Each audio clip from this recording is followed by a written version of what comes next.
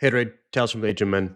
I think this is absolutely game changing and wild, to be truthfully honest with you.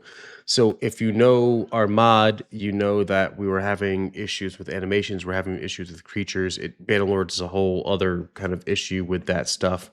It's just a absolute menace to do anything other than, excuse me, human skeleton or horse. So we've been playing around with this for so long, to try to get this stuff to work and get it right. So Anthropic, who's the kind of who owns Claude Code, who came up with Claude Code, they actually set a MCP server for Blender. And people have been playing around with it and doing various different things. There's other things on GitHub, et cetera, et cetera. But what they've just came up with has been absolutely game changing. So this MCP server will allow, uh, I will open up a Blender, right, and I will connect this, kind of going here to preferences. There's an MCP server. You can do it locally, and then you just start the MCP server, and you have it on auto start. So every time that you open up Blender, it runs. There's a couple other things that you can kind of add to this.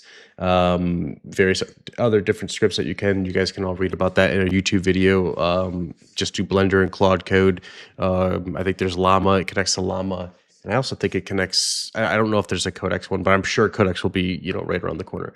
But what was crazy is that like it literally takes control of your Blender and does everything that you need it to do. So like you don't have to therefore be a expert in Blender, which is a huge tool to learn. For this right here, I could tell you we spent money on it. We had a lot of different people kind of come in here. Importing it into Bannerlord was just kind of like your mind's just blown, because like it will look right in here, then you import it into Bannerlord and it will look completely different. So like I spent a while training Claude Code, looking through what does right look like, t-packing things out, like, hey, take a look at this. And I got it to the point where this is our skeleton, but like it actually like it's imported. The picture's absolutely trash, but it actually does do what it's supposed to do. It's just in, I don't know, Tau Worlds. So let's just chalk this up to Tau Worlds. I set this to horse right here. I haven't played around with other, but I'm going to set it to horse, and then I can start playing around with it in game. And then I actually went in, shout out to Short Jake and the Tor team, because I used their TPack tool. I repurposed it using Claude Code, and I basically took and I had it do all the IK joints and the ragdoll stuff. So like that's all kind of done. I basically took something that was obviously working, the horse. And the warg. I took those two. I had it read the TPack. I had it rip it apart, figure out what was what like what kind of learn and kind of iterate through that through loops and stuff like that. Once again, can get kind of more detailed later on down the line. But with this, obviously, I was running this, having it learn. It did the IK joints. It put it into the TPack file, because you can't do IK joints in this ever at anywhere. So yeah, so like we did. So shout out to Keyforce, because he did the spider skeleton. The Bannerlord limitation for bones is 64, but we did 63 just to be. I think this is actually 62 just to be careful. People were still saying 64 crashes, so you only have 64 bones to play with. But here, just to let you guys know, if it's going to be human, like a humanoid, like a Troy, you probably should put this to human.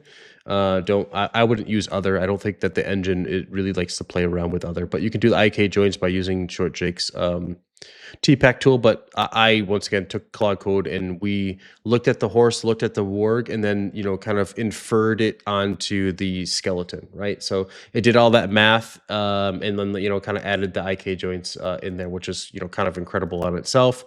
Here's the mesh that we did, that Keyforce did. Boom, kind of works. All right. Moving on, right? So here's the skeleton the skeleton animation that comes from Blender. That's what holds the animation and the skeleton. The skeleton should probably be skeleton not used, but if you do not use, it doesn't import in. I don't know. It used to import in 1.2, but whatever. That's cool. So as you can see here, we set that spider skeleton to the owner skeleton of the skeleton, and then you right click create animation clip. The animation clip, you just set the animation, right? So you set the skeleton animation or the animation from Blender FBX file here. Durations, how long you want the animation to last. Source 1 and source 2 is when does it start, when does it stop. So if you're doing like a many animations in one FBX file, the source 1 and 2 is very important, because when you're doing all of them, like you might start on a timeline in Blender. Your animation that you're doing right now might start at 29 and then go to like 37. You set that stuff here. I do it one by one. And the reason why, like one FBX by one FBX, so you'll see like 30 FBXs in here. And the reason why is because if I have to make an edit, if I do all of this in one, right, and I have to make an edit, I have to basically fix all of these. I'm not going to do that. It crashes, all this other stuff. So I'm going to do it one by one and then match it up and call it a day.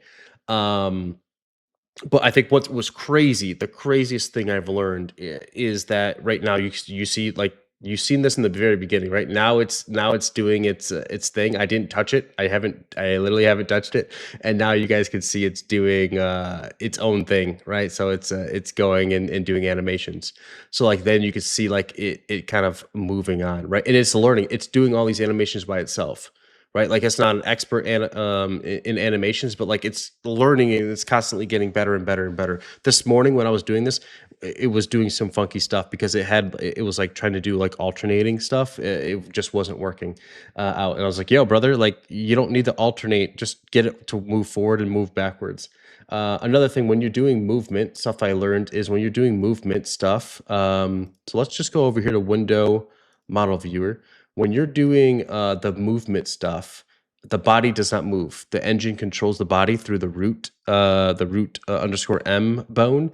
It will control that. So wherever you put that bad boy, the engine will move it forward. So like when you're doing movement animations, do whatever's the armatures that are supposed to move.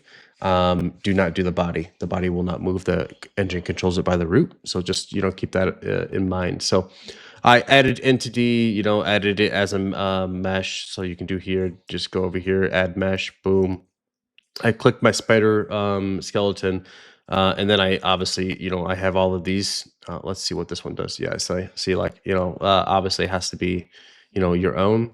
But like once again, this is all AI, the whole thing, the whole pipeline. Besides me grabbing the mesh and grabbing the skeleton from Keyforce, 100% all AI.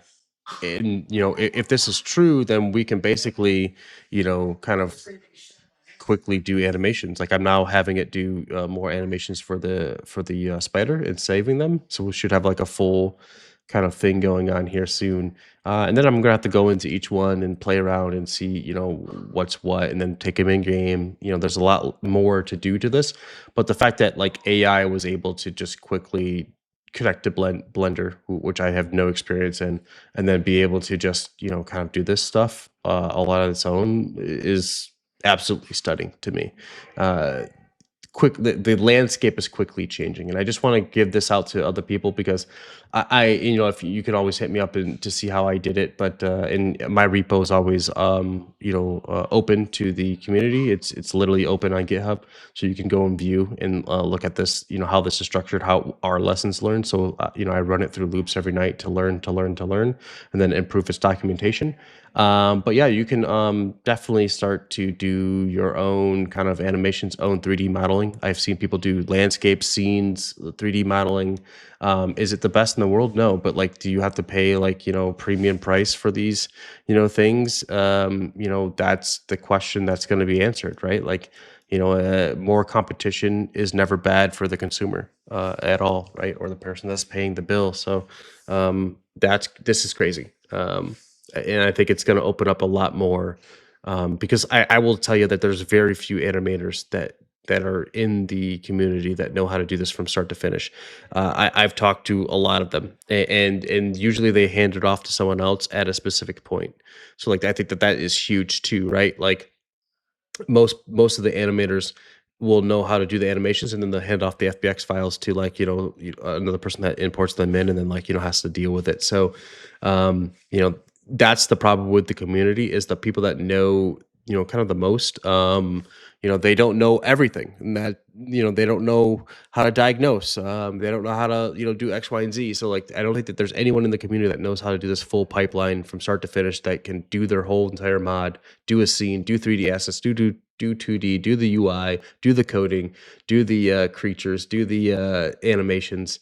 But like, boy, oh boy, are we coming close to AI just being able to completely kind of create this own game from kind of with almost without a human, if you will. Besides it not being able to just kind of watch videos and do what it needs to do, we're getting, within probably like 2-3 years, we might be at that point where like you're playing, AI games, and for better or worse. But I just wanted to give this out to the community. Blender, MCP, Claude Code, start looking at it, for whoever you are, to improve your processes, improve your, kind of revenue generating, kind of opportunities. It doesn't have to be perfect, but like you can sit there and train it. This was just like one day's worth of work, and I know it looks like very small. This was huge. It stumped a lot of people. Shaw Muscle, tried, and is trying, and Nexer, Zeeks. There's a lot of people in the community that like we were like, man, this is like, what is going on? Like, wow. But like, huge progress. But God bless. Haterade, Tales from Nature Men. Talk to you later.